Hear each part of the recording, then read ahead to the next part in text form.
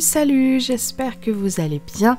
Je vous retrouve pour une nouvelle vidéo Thermomix et aujourd'hui on va parler soupe.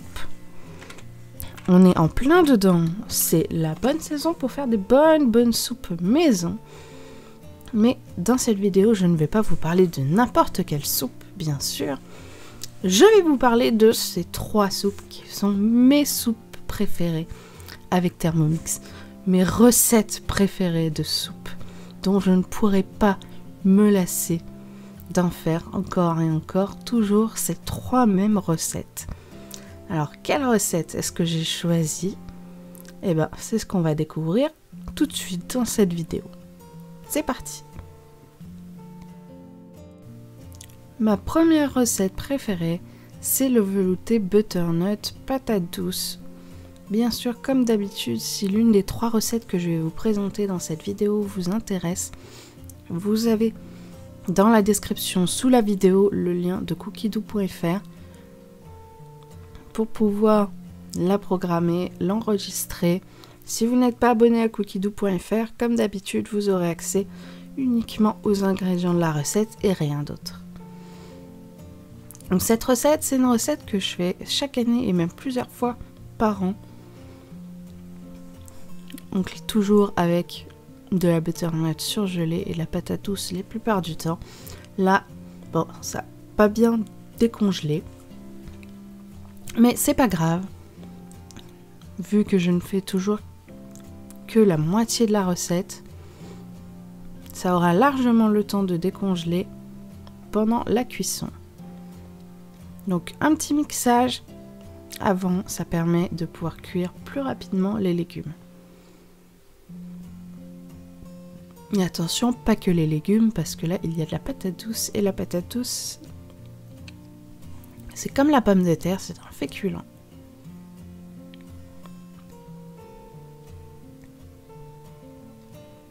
Un petit cube. Et c'est parti. Malheureusement, cette vidéo sera pas trop longue, parce que, préparer une soupe, c'est plutôt rapide. Surtout avec un robot comme Thermomix. Dans cette soupe, c'est un petit peu de lait qui accompagnera ces légumes. Et de l'assaisonnement et ensuite le mixage final, bien sûr. Attention de éviter de mettre du poivre avant cuisson.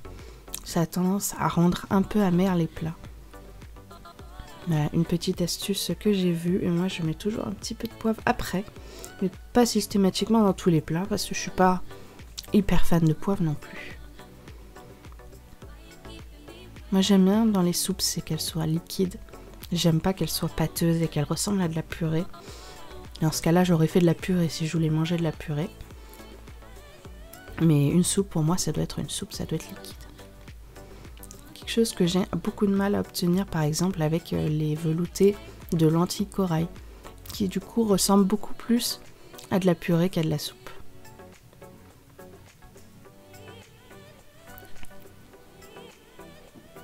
Et bien sûr, là, en accompagnement de cette soupe, il ne manque plus qu'une protéine, pardon. Parce qu'il y a la butternut qui est un légume et la patate douce qui est un féculent, même si il n'y a pas énormément de patates douces. Donc moi j'aime bien des fois accompagner ma soupe d'un petit peu de pain.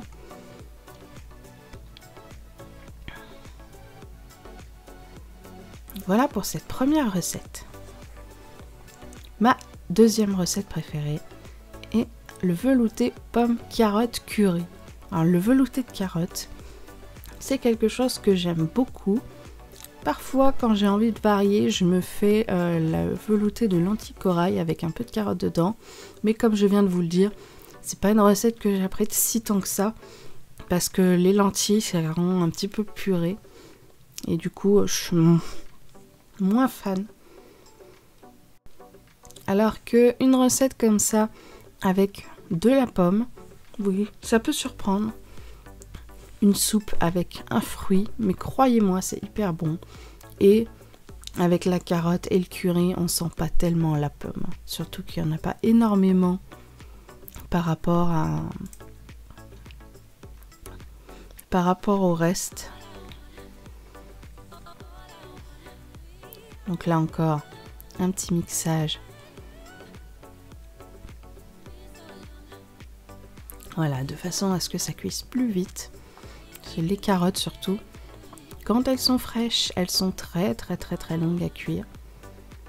Donc le petit mixage, c'est important. Et ensuite l'eau. Alors si vous aimez beaucoup le curry comme moi, vous pouvez essayer aussi de le rajouter à la fin, avant le mixage. Il sera beaucoup plus fort en goût s'il n'a pas été cuit. Voilà, c'est l'astuce qu'on m'a donnée. Je n'ai jamais essayé encore parce que les épices, voilà, disons que quand on a l'estomac fragile comme moi, il faut éviter de justement les consommer trop fortes, les épices.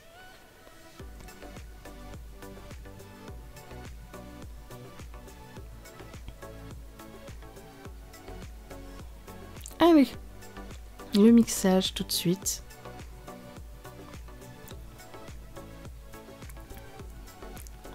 Hop, et voilà.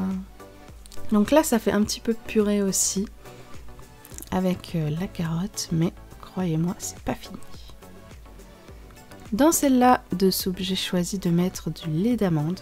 Donc dans la première, c'était du lait de vache. Là, j'ai choisi du lait d'amande pour changer.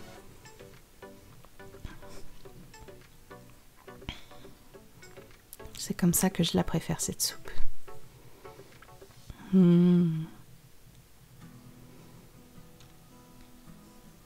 Et comme d'habitude, un peu de pain pour accompagner. Et souvent, ce que j'aime bien manger avec les soupes, je vous le dis souvent dans mes vidéos, c'est des œufs. Souvent des œufs à la coque. Comme ça, le pain sert à tremper dans l'œuf et à tremper dans, pardon, dans la soupe. Et je trouve ça trop bon. Donc voilà pour cette deuxième recette de soupe. Pommes, carottes, curry.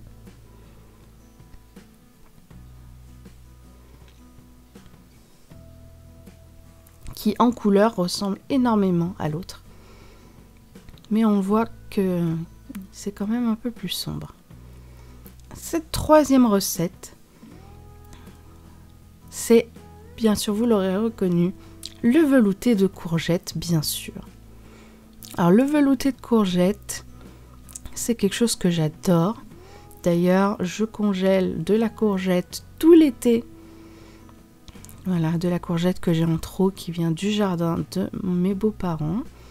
J'en congèle surtout dans le but de faire de la soupe de courgettes. Oui, parce que la courgette décongelée, c'est un peu comme la tomate. Disons que c'est un légume très riche en eau. Et la courgette décongelée, eh ben, ça rend beaucoup d'eau. Voilà. Donc c'est pas idéal par exemple à manger en gratin, etc. Parce qu'en décongelant, vous allez perdre beaucoup de poids de votre courgette. Bah, le mieux c'est comme ça, en soupe ou dans des plats mijotés par exemple. Là, vous n'avez pas besoin que la courgette soit sèche.